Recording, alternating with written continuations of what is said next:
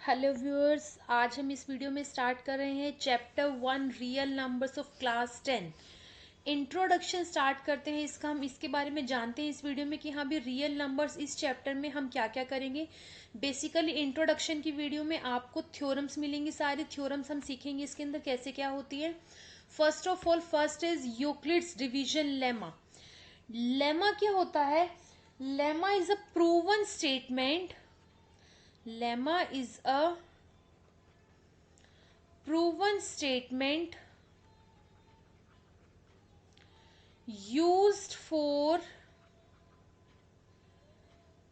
proving another statement. किसी दूसरी statement को प्रूव करने के लिए हम लेमा यूज करते हैं। इसमें हम कौन सी यूज करेंगे? Euclid's division algorithm. We will use Euclid's division algorithm, जो प्रीवियस क्लास में कर चुके हैं आप। देखिए ये हमारे पास क्या होता है इस थ्योरम में। यूक्लिड्स डिवीजन लेमा में क्या करेंगे? थ्योरम क्या कहती है? Given any two positive integers से a and b, there exist unique integers q and r satisfying a is equals to bq plus r, where r is greater than equal to 0 and less than b.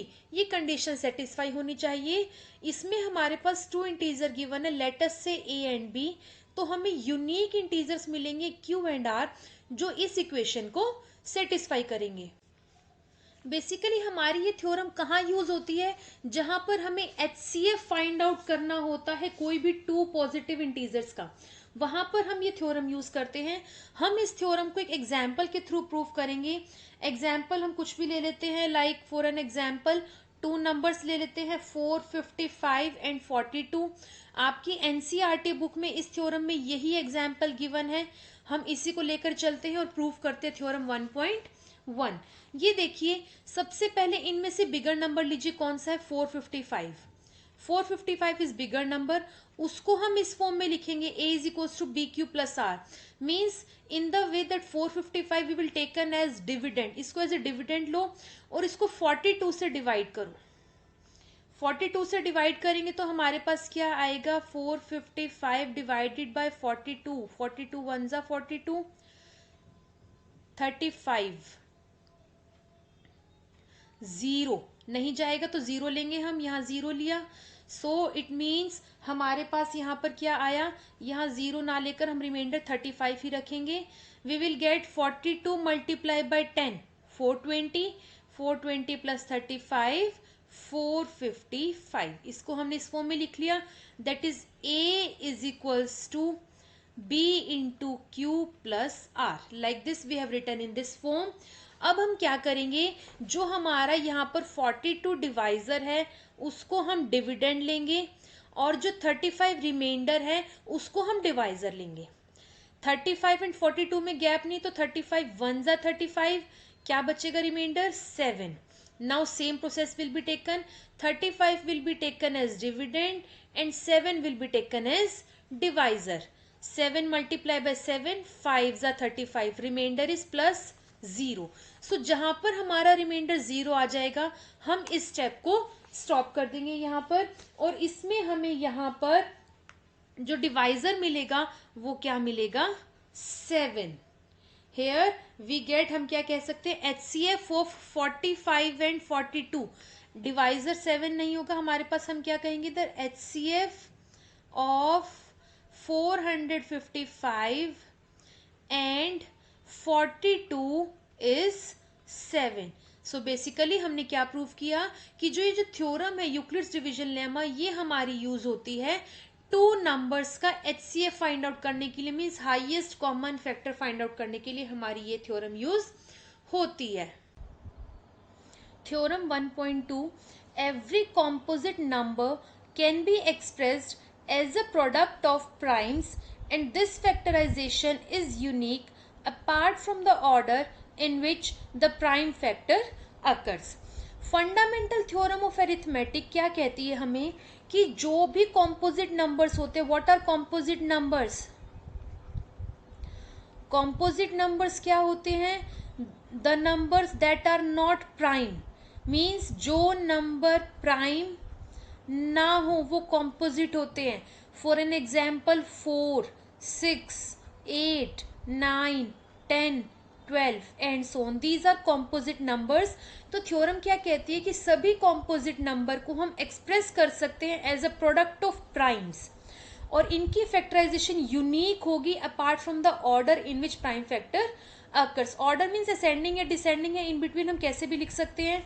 For an example, हम एक example लेते हैं 1092.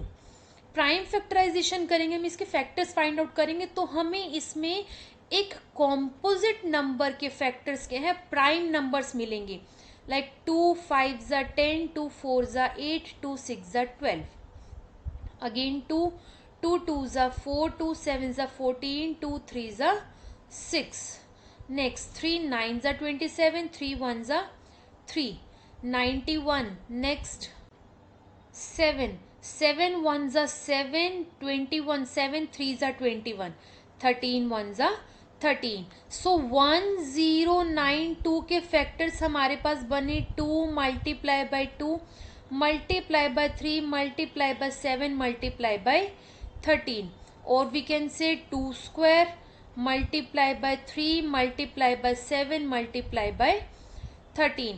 सो ये हमारे factors हो गए इस composite number की, ये हमारे प्राइम नंबर्स हैं. So it means the fundamental theorem of arithmetic says that every composite number can be factorized as a product of primes. हम इसको क्या कहते हैं कि कोई भी कॉम्पोजिट नंबर को हम फैक्टराइज कर सकते हैं product of prime unique way में. हर एक नंबर का अलग अलग हमारे पास क्या है प्रोडक्ट इसके अंदर आता है, और यही हमारे पास क्या है ये थ्योरम हमें बताती है. Theorem 1.3, let p be a prime number. If p divides a, then p divides a square, where a is a positive integer.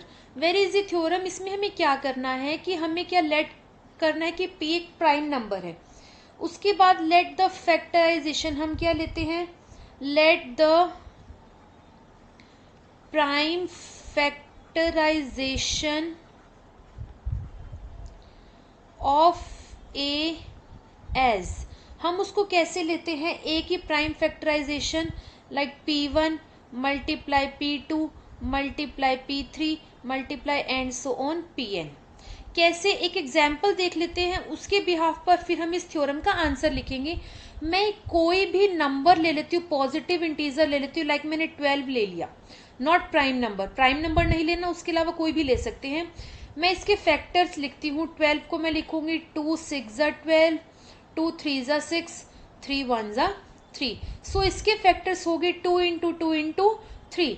अब मैं इनको कैसे लिख सकती हूँ, a is equals to p1 into p2 into p3 लिख सकते हैं. क्वेश्चन कहता है if p prime numbers p divides a, इनमें से कुछ भी हो सकता है, p 2 भी हो सकता है, 3 भी हो सकता है, बिकॉज 2 भी 12 को डिवाइड करता है, 3 भी 12 को डिवाइड करता है. So p divides a, then p also divides a square, ये हमें दिखाना है. यहाँ पर मेरा जो 12 स्क्वायर होगा उसको मैं लिख सकती हूँ is equals to 2 into 2 into 3. इसका अगर स्क्वायर लूंगी तो मैं इसका भी स्क्वायर ले लेती हूँ, इसको भी 2 टाइम्स लिख लेती हूँ, इंटू 2 इंटू 2 इंटू 3. तो मीन्स जो ये प्राइम नंबर मेरे आएंगे वो p स्क्वायर को भी डिवाइड करेंगे, ये हमें शो करना है. ऑब्वियस है जब ये p a को डिवाइड कर रहा है तो p हमारा a स्क्वायर को भी डिवाइड करेगा. उसी को हमें क्या है थ्योरम की फॉर्म में यहाँ पर राइट डाउन करना है. मैंने यहाँ पर इसके फैक्टर्स लिख लिए हैं, जहाँ पर मेरे पास क्या है, where p1 p2 p3 and so on are primes. यहाँ पर ये हमारे पास प्राइम्स है. डिस्टिंक्ट होना जरूरी नहीं है, अलग अलग होना जरूरी नहीं है, सेम भी हो सकता है. जैसे यहाँ पर मेरे पास 2 टाइम्स आ रहा है, सो सेम अलग अलग होना जरूरी नहीं है, सेम हमारे पास प्राइम नंबर इधर आ सकते हैं. सो देयरफॉर ए स्क्वायर, अगर मैं ए स्क्वायर लेती हूँ तो मुझे क्या करना पड़ेगा, p1 into p2 into and so on pn को 2 टाइम्स मल्टीप्लाई करना पड़ेगा, P1 into P2 into and so on Pn। सो यहाँ पर मेरे पास क्या आ गया, P1 2 टाइम्स, P2 2 टाइम्स, तो मैं लिख सकती हूँ इसको P1 square into P2 square and so on Pn square. ये हमारे पास आ गया। अब हमें गिवन है that P divides A, P divides A, therefore fundamental theorem of arithmetic क्या कहेगी, P is the only prime factor of A square. अगर P A को डिवाइड करे तो यहाँ पर P किसको डिवाइड करेगा, P डिवाइड्स A स्क्वायर। यहाँ पर हमने दिखा दिया कि P A स्क्वायर को भी डिवाइड करेगा। तो फंडामेंटल थ्योरम से हमारे पास क्या आ गया, P is one of prime factor of A square. A square का एक वो क्या है, एक फैक्टर है, सो वो उसको डिवाइड करेगा, और यही हमें इस थ्योरम में प्रूव करना था। Theorem 1.4, we have to prove that √2 is irrational. हमें यहाँ पर √2 को इर्रेशनल प्रूव करना है। इसके लिए हम क्या करते हैं, इसका ऑपोजिट लेकर चलते हैं।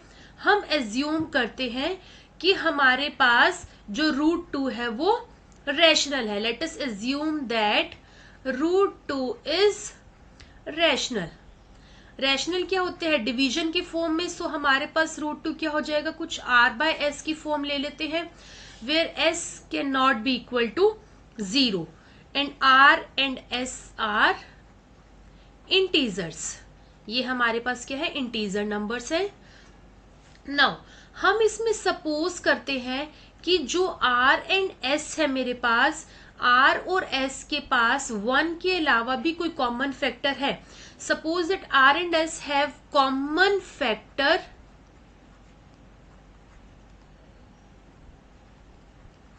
अदर देन 1 के अलावा भी इनका कोई कॉमन फैक्टर है। अगर वो कॉमन फैक्टर होगा तो वो हमारे इसको डिवाइड करेगा। So means √2 is equals to a/b लेते हैं हम इसको, जो इसको डिवाइड करेगा। We divide the common factor, हम इसको डिवाइड करते हैं to get √2 is equals to a/b, जहां पर मेरे पास a और b क्या है, coprime numbers. a and b are coprime numbers. इसको सॉल्व करते हैं, क्रॉस मल्टीप्लाई करेंगे तो आएगा √2b is equals to a। Squaring both sides, दोनों तरफ स्क्वायर करेंगे तो हमें क्या मिलेगा, 2b square is equals to a square. It means ये हमें क्या देता है, 2b square is equals to a square, means 2 divides a square. 2a square को डिवाइड कर रहा है तो हमें क्या मिलेगा, 2a को भी डिवाइड करेगा। कैसे करेगा, बाय थ्योरम 1.3, प्रीवियस थ्योरम से। 2 डिवाइड्स a, 2 हमारा a को डिवाइड कर गया, तो मैं इसको लिख सकती हूं, अगर 2a को डिवाइड कर रहा है सो a मेरा 2 का मल्टीपल होगा। मैं 2c ले लेती हूँ for any integer c। c is an integer value. Now a की वैल्यू हम इसमें पुट कर देते हैं। a की वैल्यू पुट करेंगे तो क्या आएगा मेरे पास, √2b is equals to, a की वैल्यू हमारे पास 2c है, 2c। Now again squaring both sides, दोबारा स्क्वायर करके हमें क्या मिलेगा, 2b square is equals to 4c square, which implies b square is equals to 2c square. यहां से 2 कट हो जाएगा, so b square is equals to 2c square. अब इसका मतलब क्या हुआ, दैट 2 डिवाइड्स b स्क्वायर। 2 अगर b स्क्वायर को डिवाइड करते थे, again bye theorem 1.3, 2 divides b, 2 b square को डिवाइड करे तो 2 b को भी डिवाइड कर गया। It means a and b have at least one factor other than 2। एक फैक्टर आ गया अदर देन 1 के अलावा एक फैक्टर आ गया हमारे पास, तो ये क्या हो गई हमारे पास, एक कॉन्ट्राडिक्शन हो गई, ये कॉन्ट्राडिक्ट कर गया हमारे पास, कॉन्ट्राडिक्ट कर गया तो क्या हो गया हमारे पास, रूट टू रैशनल ना होकर क्या हो गया, इरैशनल प्रूव हो गया। नेक्स्ट टॉपिक जो हमारा लास्ट एक्सरसाइज का है वो हमारे पास डिपेंड करता है terminating and non terminating terms के ऊपर। इसके ऊपर हम थ्योरम ना करके एग्जाम्पल से इन टॉपिक को समझेंगे। फर्स्ट आता है मेरे पास टर्मिनेटिंग। टर्मिनेटिंग क्या होता है, जो जिसमें हमारे पास रिमाइंडर 0 आ जाता है उसको हम टर्मिनेटिंग कहते हैं। एग्जाम्पल के साथ देखते हैं। For an example 17 divided by 8, what will we get, 8 2s are 16, remainder is 1, 0, decimal, 8 1s are 8, remainder is 2, 0, 8 2s are 16, remainder is 4, 0, 8 5s are 40. So यहाँ मेरा remainder 0 आ गया. So I will get quotient as 2.125. So remainder is 0. So this is terminating term. Next is non-terminating recurring. What is the meaning of recurring? Recurring means repeating. Recurring means repeating. जो term हमारे पास repeat होती जाती है question में and reminder 0 नहीं आता उसको बोलते हैं नॉन टर्मिनेट, जो खत्म ना हो. रिपीटिंग मीन्स जो क्वेश्चन रिपीट होता जाए. For an example 10 divided by 3, what will I get? 3 3s are 9, 1 0, decimal, 3 3s are 9, 1 0, 3 3s are 9, again 1. ये मेरे पास 3 रिपीट होता जाएगा, 3.3333 and so on. So question क्या आ गया, 3.333 एंड सो ऑन. और वी कैन से दैट 3.3 बार. हम 3 के ऊपर बार लगा सकते हैं, ये कह सकते हैं कि ये 3 मेरा क्या है, रिपीट हो रहा है, सो इसके ऊपर हमने बार लगाते हैं. This is non terminating repeating term. Next is non terminating non recurring. Means जो खत्म भी ना हो और जिसमें टर्म रिपीट भी ना हो उसको बोलते हैं नॉन टर्मिनेटिंग नॉन रेकरिंग. जैसे कि मेरा पाई होता है, वो हमारा नॉन टर्मिनेटिंग नॉन रेकरिंग होता है. डिवाइड करके देखते हैं, पाई की वैल्यू होती है 22 divided by 7. What will we get? 7 3s are 21, remainder is 1 0, 7 1s are 7, remainder is 3, 7 4s are 28, remainder is 2 0, 7 2s are 14, remainder is 6 0, 7 8s are 56, remainder is 4 and so on. ये हमारा चलता जाएगा बट कभी भी हमारे पास सेम टर्म्स क्वेश्चन में repeat नहीं होंगी. So we will get 3.1428 and so on. ये चलता जाएगा. So this is non terminating non recurring. यहाँ पर हमारे पास फर्स्ट चैप्टर की ऑलमोस्ट ऑल टॉपिक्स कवर हो जाते हैं. बाकी के जो टॉपिक्स है एक्सरसाइज से रिलेटेड क्वेश्चंस है वो सारे आपको एक्सरसाइज के सेपरेट वीडियोस में मिल जाएंगे. वीडियो अच्छी लगी हो तो प्लीज वीडियो लाइक कर देना एंड चैनल सब्सक्राइब कर देना. मिलते हैं नेक्स्ट वीडियो में. Bye bye.